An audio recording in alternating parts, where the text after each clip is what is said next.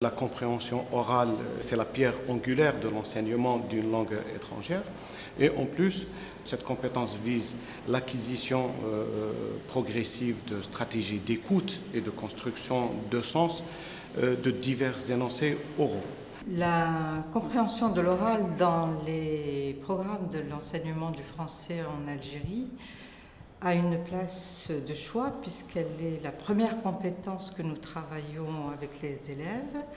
Bien, dans le cadre scolaire, enseigner la compréhension de l'oral consiste principalement à développer une écoute active chez les élèves. Essayer, dans une certaine mesure, d'amener en classe des situations qui sont proches, je dirais, de l'authentique, mais toute situation n'est plus authentique qu'il va transposer en classe. D'abord qu'ils reconnaissent des éléments de la langue qu'il a déjà étudiés et qui lui permettront d'inférer un sens ou au moins de pouvoir émettre des hypothèses de sens à propos de ce qu'il entend. La langue orale se distingue principalement par les écarts par rapport aux normes de la langue, tandis que la langue écrite leur voue un grand respect. Nous utilisons en fait dans nos classes et la langue écrite oralisée et un peu d'oral où il n'y a pas trop d'écart par rapport aux normes. C'est pour cela d'ailleurs que nos élèves ne se débrouillent pas très bien lorsqu'il s'agit d'une situation de communication authentique. Je vais d'abord raconter cette anecdote. Il y a eu deux Algériens à Paris qui discutaient d'un sujet quelconque en élevant le ton. Puis, tout d'un coup, ils se sont rendus compte qu'ils étaient écoutés par une Française, une vieille dame. Et ils ont baissé le ton. Et la vieille dame de leur dire « Mais messieurs, continuez votre discussion, il y a si longtemps que je n'ai pas entendu parler français. » Ça montre un tout petit peu l'écart qui existe entre le français, l'oral que nous pratiquons, et l'oral pratiqué par les natifs. On tient à ce que les enfants écoutent aussi bien des textes authentiques dits par des natifs de la langue française, donc documents authentiques, avec tous les présupposés théoriques, ainsi que des textes dits par la voix de l'enseignant ou de l'enseignante. Pour les compétences de l'oral, on a deux compétences. La compétence, l'oral interactif et l'oral continu. Donc ici, il parlait de l'oral interactif qui n'est pas bien assis chez nous.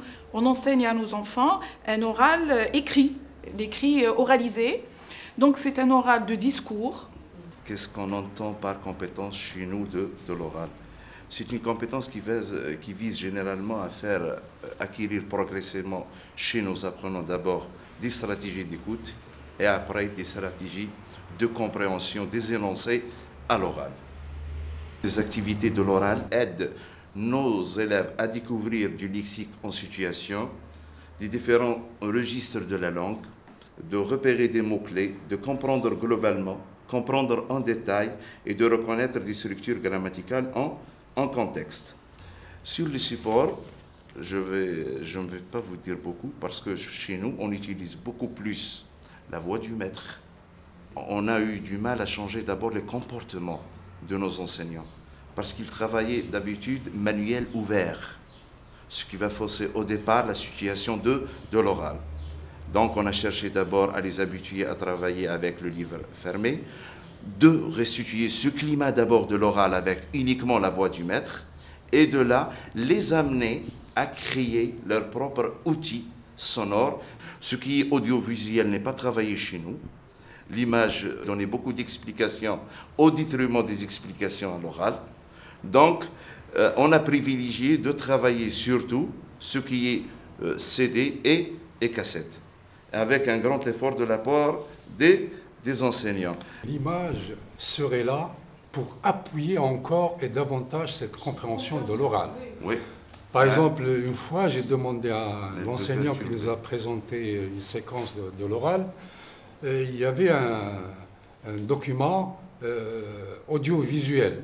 Je lui ai conseillé de passer audio et ensuite, s'il y a des difficultés, faire accompagner l'audio par le vidéo, le film. Et ça a marché, ça a donné plus d'appui à une compréhension convenable par les élèves. Moi, je ne suis pas du même avis que le collègue. Moi, je dis que l'image aide beaucoup la compréhension. Et puis, on est en train d'installer des compétences. Donc, nous devons habituer l'élève, tout en écoutant, à voir et comprendre les deux, ce qu'il voit et ce qu'il entend. On a tendance, et avec nos enseignants, et on l'a vérifié sur le terrain, que vous demandez à l'enseignant de faire une activité de compréhension de l'oral et vous vous retrouvez dans une séquence de l'expression orale. On leur demande de s'intéresser au document lui-même. Premièrement, je reviens au manuel. On n'a pas eu de proposition de documents audio ou vidéo concernant nos manuels. L'enseignant entre en classe, il a à faire la compréhension orale, il dit aux enfants « Je vais vous lire un texte ». On modifie, on enlève « lire » et on préfère « dire » tout d'abord pour se mettre dans vraiment l'oral. Encore plus, on leur demande à s'intéresser aux spécificités de l'oral pour ne pas le perdre de vue. Comment ceci? En insistant sur l'effet de langue, sur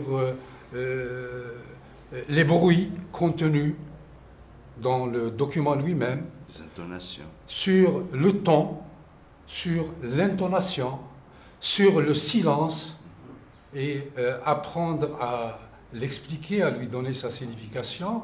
La voix de l'enseignant ne suffit pas. Il faut qu'il y ait la voix d'un natif et cette voix doit être adaptée comme c'est le primaire. Donc ça doit être bien clair, avec un débit très lent pour que les enfants puissent comprendre ce qu'ils écoutent. Évidemment, la compréhension précède toute autre forme d'activité en classe parce que l'enfant, il y a beaucoup d'enfants qui comprennent très bien ce qui est dit en langue française, mais qui ont beaucoup plus de difficultés à s'exprimer ou bien à écrire, parce que lire plus ou moins, ils arrivent à lire. Voilà, c'est ça. La place de l'oral dans les programmes, c'est une place qui est aussi importante que celle de l'écrit.